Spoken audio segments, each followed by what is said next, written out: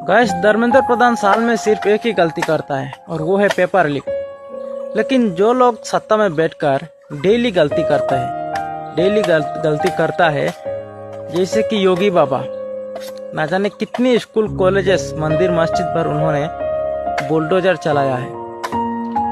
मस्जिद को school colleges university पर बुलडोजर चलाकर डेमोलिश किया है, स्कूल कॉलेजेस को मार्च किया है। उनकी गलतियों पर कोई आवाज क्यों नहीं उठाता? और असम का सीएम जो हिमंत बिश्व शर्मा, वो हर रोज लोगों को धर्म के नाम पर भड़काकर लोगों से लड़वाता है, झगड़ा करवाता है। उनकी गलती पर कोई आवाज क्यों नहीं उठाता? वो लोग भी तो डेली हर बात पे गलती करते हैं वो लोग, उनके लिए कोई आवाज क्यों नहीं उठाता?